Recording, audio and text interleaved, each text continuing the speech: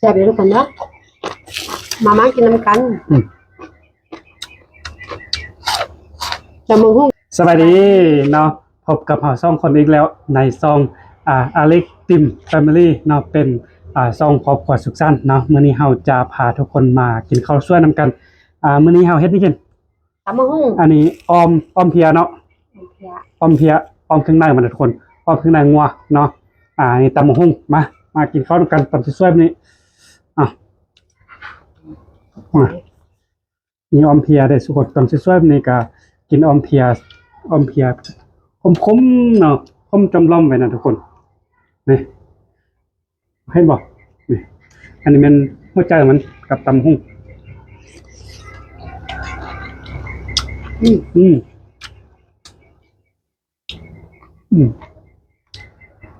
บรรยากาศต้นกระดิ่งตกเลยได้เขามาหาอยู่ห่มเนาะ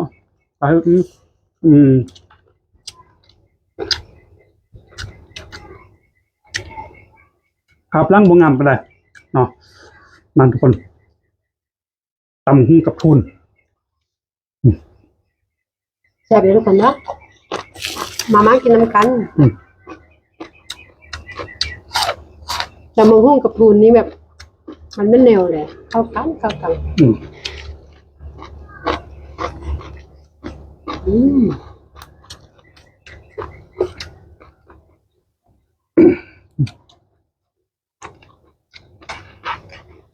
่งคมนั่นแข่งคมนี่ใส่ผ้าอันผักนางเลิศผักชูเบาขึ้นปะเอาขึ้นไหมเอาขึ้นหรือเปล่าเบาเอาขึ้นเลย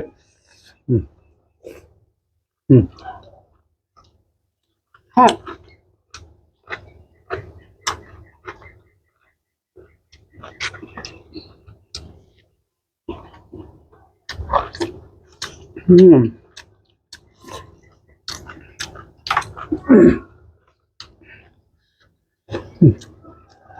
มากินน้ำกันคนตำมะฮุ่งพอดีกินเนาะครับ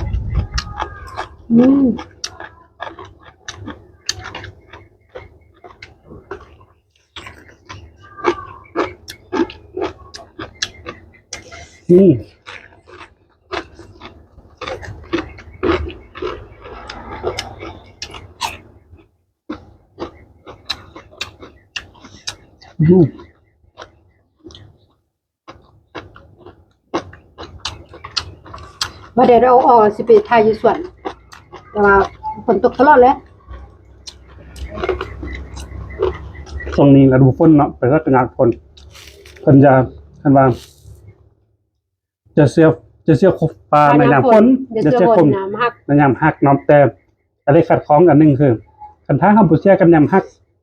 เฮาสิเสียนำได้เนาะคือว่าเขาเศร้าฮักว่าจริงว่าเสียมันก็บ่ถึกทุกคนเนาะต้องเสียกันยามฮักนั่นแหละแต่ว่าปลายามฝนนี่ก็เป็นสิ่งที่บ่แน่นอนเฮาก็ต้องเบิ่งสภาพอากาศไปนำเนาะ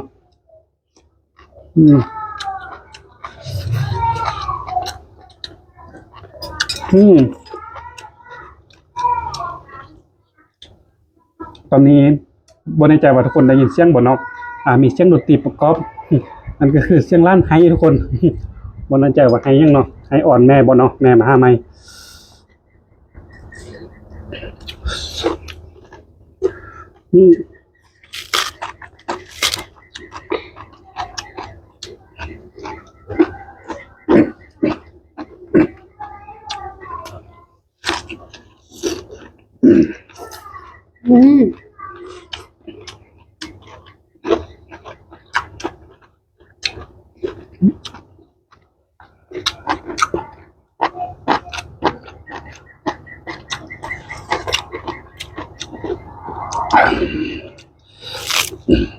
ตัวนี้หลานแห้วจริงๆมาดู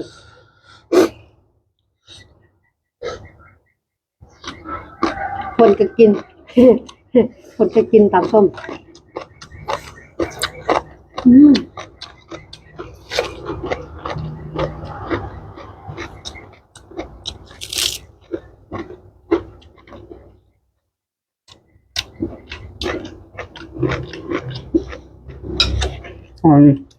เรื่อง อืม ตกข้างในงอดนี่ก็เป็นนะ มันอะไรมัน30,000หรือเปล่า อืม ไม่ ซ้ำที่กิฟจะเป็นแบบนึงแต่เนี่ยไม่จะว่าทุกคนยังใช่บอกลองคอมเมนต์ได้ทุกคนว่ายัง คือในงัวพัฒนากันได้ คือในงัวพัฒนาคือในไก่เดียว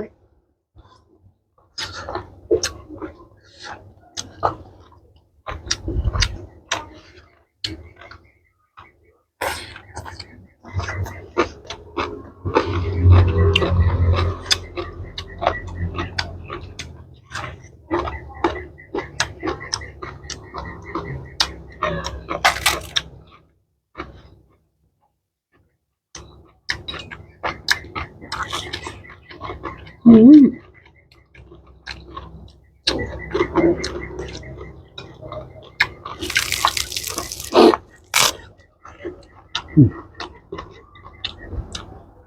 อันนี้หัวใจมันโอ้ยตรงหัวใจมันฝากติดตามของเราไปเลยทุกคนเราจะนำอาหารแซ่บๆมาให้ทุกคนไปมาปรุงแต่งให้ทุกคนได้เบิ้งแล้วก็ได้ทดลองไปเฮ็ดกินกันเบิ้งเนาะเพราะว่าอาหารแต่ละภาคแต่ละบอนนั่นก็เกินได้ว่าการแต่งกินมันจะแตกต่างกันไปมันบ่คือเราก็เป็นคนทางเหนือจะแต่งกินแบบนึงมาหาเมียอยู่ภาคกลางเนาะ เบาไปเนี่ยอยู่ กล้า ข้าง มา เรือ เนื้อกันปะเนื้อกันแต่ว่าต่างกันคนละแขวงเนาะมันจะเฮ็ดให้กินเฮากับรสชาติที่แตกต่างกันนิดนึงเนาะ ถึงของกันเหนือคือกันแต่ยากกันเหนือคือกัน แต่ว่าเนี่ยค่อนข้างใกล้กันได้ทุกคน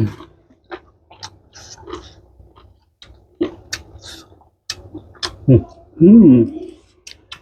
หอมหลายแมงวันมา อืม แมงวันนี่มันมักหอมมักกินไปได้ก็มาเอาเลย ก็เขาก็มาเอาเลย ใช้เบอร์ฮับเซิงกันมาคน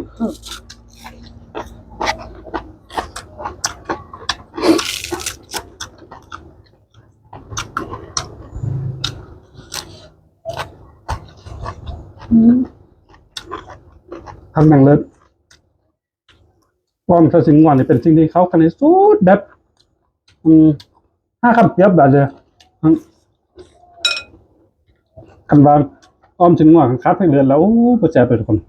ถ้ามันเคสตอนไหนอ่ะ เอาตอนนั้นเนี่ยเอาแต่มา อายกินอกเนาะ เนี่ยสแจไปตอนใหญ่ให้เมียอายแล้วเขาจะได้กินไล่ทุกคน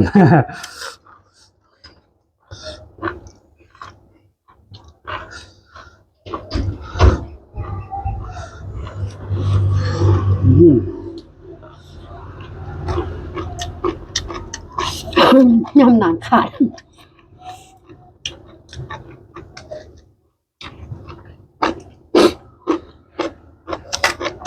แสบเด้อหมวยกับบอนมันขับทุนไม่ถูกกุบเลย หุ่นกับบอลมันตระกูลเดียวกันไอ้รองกัน แต่ว่าหุ่นนี่จะบอกคมว่าบอลนี่มักขันคอมันคมเนาะห้าวกินดิบเนาะ บอลกินบิดคันบอสแต่ว่าบอลนี่เขามีวิธีเอาเลยเขาใส่อันเป็นไม้ไผ่เป็นอย่างตัดแล้วไปอ้อมทำพวกเศร้าตัดตัวพื้น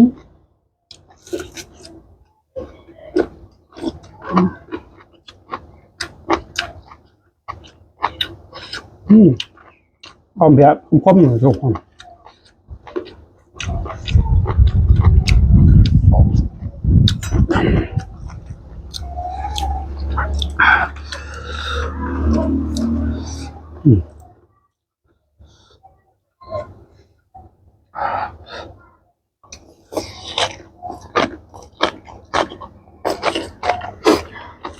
กินไปกินมาแล้วว่าอิ่มเนาะพี่น้องเนาะพี่น้องก็เป็นคือเดียวบอก กินไปกินมาแล้วผัดว่าอิ่มแล้วพอเราบ่อยากใช่ป่ะอิ่มแล้วบ่อยาก